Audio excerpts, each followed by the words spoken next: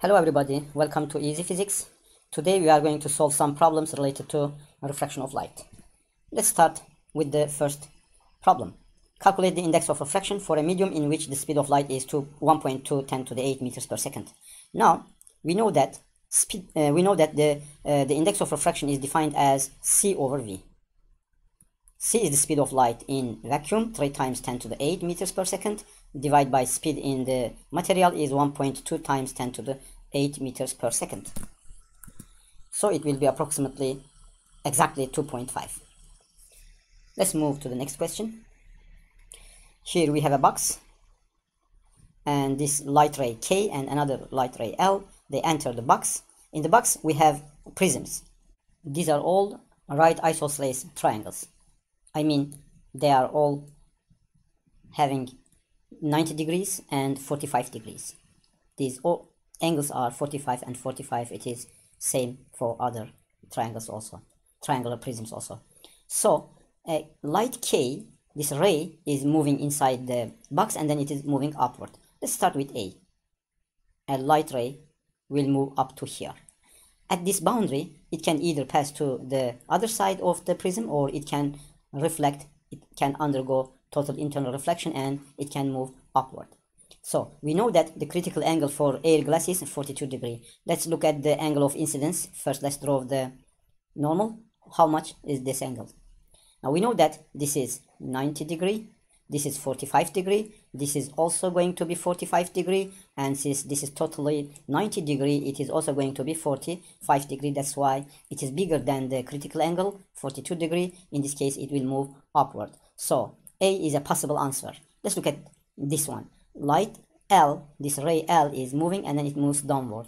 So let's assume that this light ray is moving up to here, then it can pass to that side or it can move upward. But this can move upward, that's why this cannot be a correct answer, because this one should move downward. Let's look at B.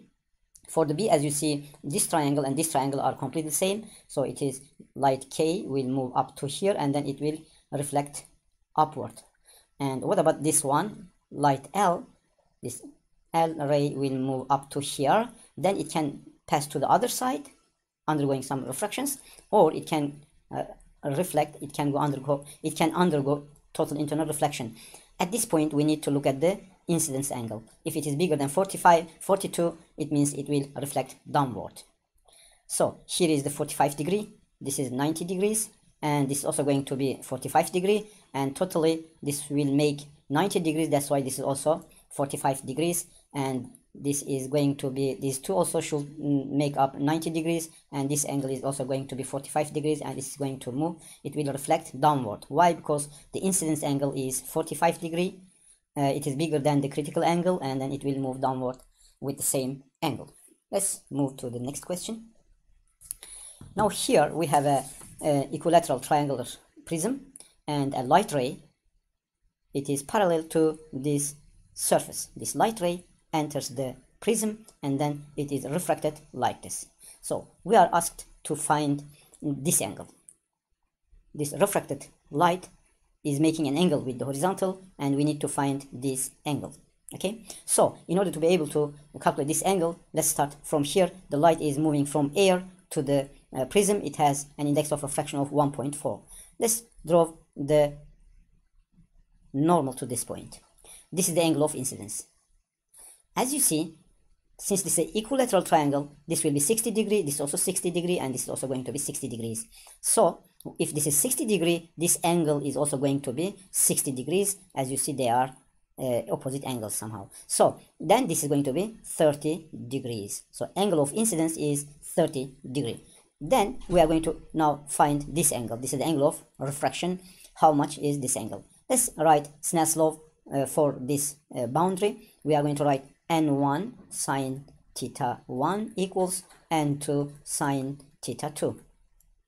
So it is from air to the glass, that's why n1 is equal to 1, sine 30 is going to be equal to 0.5, and it's going to be equal to n2, it is given 1.4 times sine theta 2.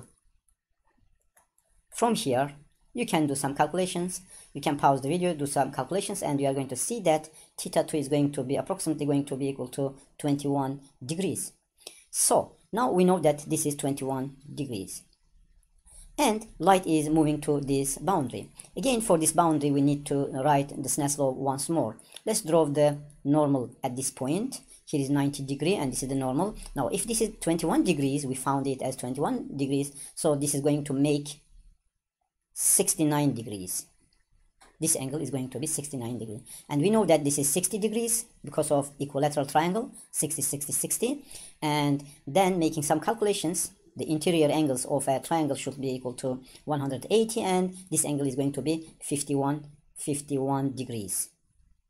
So if this is 51 degree, the angle of incidence will be equal to the 39 degrees. This angle will be equal to 39 degrees.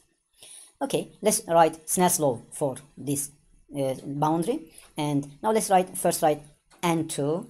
Light is moving from this medium to the other one. It will be N2 sine 39 equals N1. It is moving to the air. N1 times sine theta 3. What is theta 3? So it is the angle between the normal and refracted light ray. This is theta 3.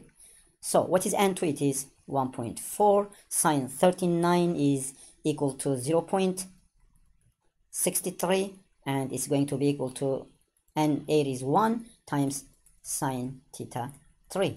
So after making some calculations, we are going to see that theta 3 is equal to approximately 62 degrees.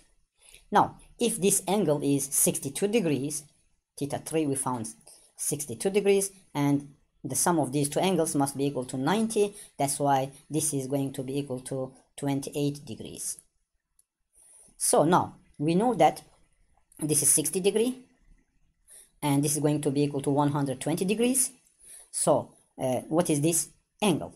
This angle is going to be equal to, this is what we are looking for, it is going to be equal to 180 minus 120 minus 28 degrees, and after calculations it is going to be equal to 32 degrees. Okay, let's move to the next example. An underwater scuba diver sees the sun at an apparent angle of 30 degrees. He is under the water and he is looking at the sun, and then he is seeing the sun somewhere here. The sun will be seen somewhere here. Actually, the sun is here. The light from the sun refracts when it enters the water, and here is the scuba diver and he is looking at the sun. He is going to see the sun somewhere here.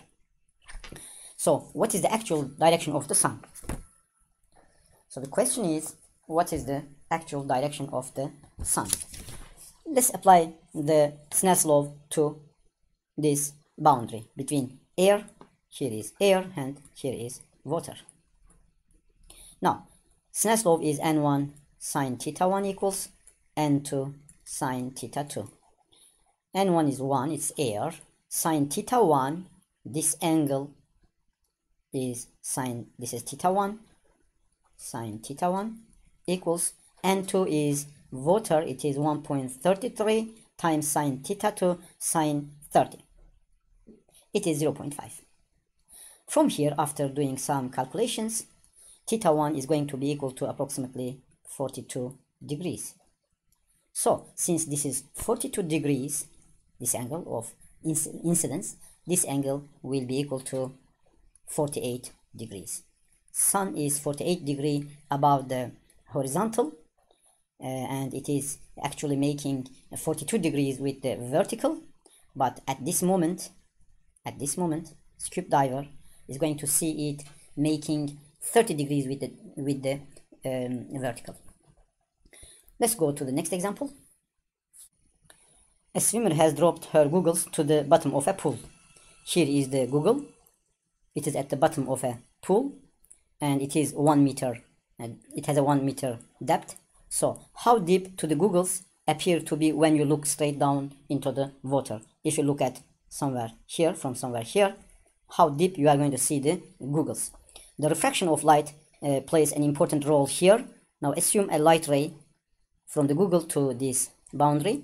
This is the normal. It will refract like this, and its extension will be something like this. So the light is going to be appear come from this point. The actual depth is 1 meter. So what is this depth? This is the D image, and this one is going to be the object.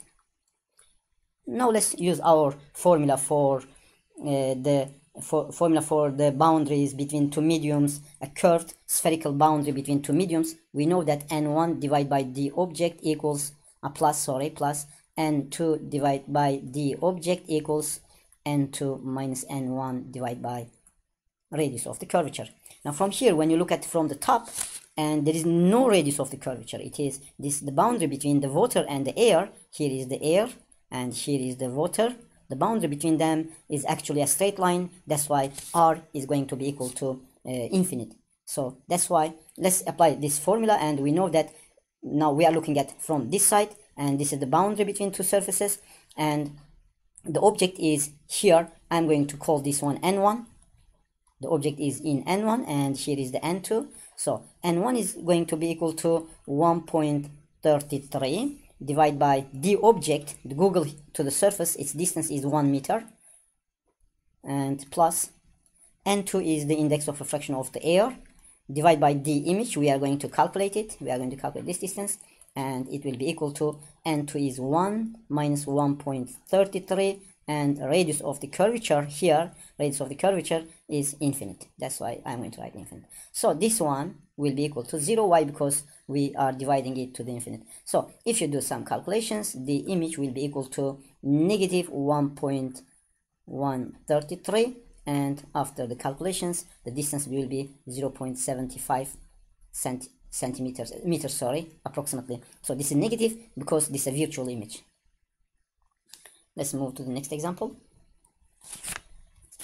So here we have a fish, and here is an insect, and we are asked to find at what distance d along the surface measured from the normal. This d, this is the normal, is a water skimming insect safe from the roving eye of the fish. So if it is, it should be at which point so that the fish is not going to be able to see the insect. Every light ray outside will refract and come to the eye of the fish. Another one like this, it will also refract and move to here.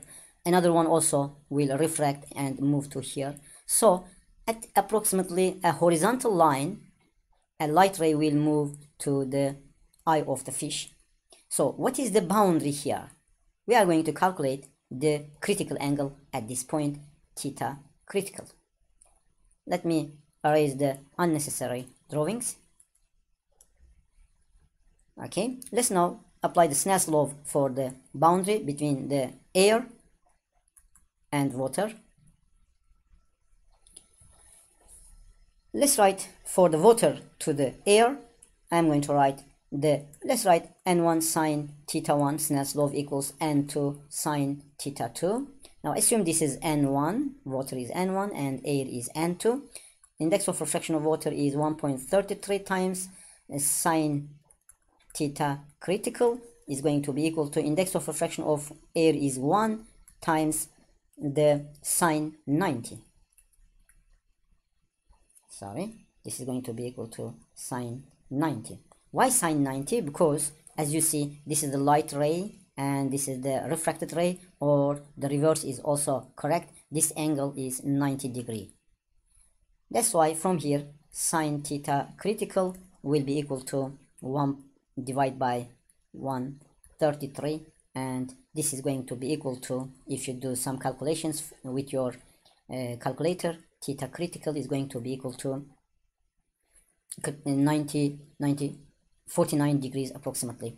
So then now we know that this theta critical is 49 degrees. This angle is going to be equal to 41 degrees. Okay, we are asked to find this distance. This is d, and we know this depth, it is 12 centimeters. Let's look at tangent of 41 degrees. The tangent of 41 will be 12 divided by d. 12 divided by d. Again, if you go and find tangent 41, and write its value, d will be equal to, if you do some calculations, it will be approximately 14 centimeters. So any insect approximately 14 centimeters away from the normal will not be visible by the fish. Let's move to the next question. A light ray enters a rectangular block of plastic at an angle of 45 degrees and emerges at an angle of 76 degrees as shown in the figure. Here this angle is 45 degrees and this angle is 76 degrees. Determine the index of refraction of the plastic. Let's use Snell's law for this boundary. I'm not going to write the Snell's law once more, but here is air. Index of refraction of air is equal to 1 times sine 45 equals index of refraction of the material is n times sine theta 3. This is called theta 2. I am going to call this angle theta 3. The angle that it is making with the normal, this is theta 3. So this is the first equation for this boundary, and since this is theta 3 and this is also going to be equal to theta 3, and this angle of incidence, this angle will be 90 minus theta 3. Let's use Snell's law for this condition. And let's first write for the air. I'm going to write it for the air here. 1 times sine 76 is going to be equal to n times sine 90 minus theta 3. And this one is going to be equal to sine 76 equals n times cosine theta 3, because sine 90 minus theta 3 will be equal to the cosine of theta 3.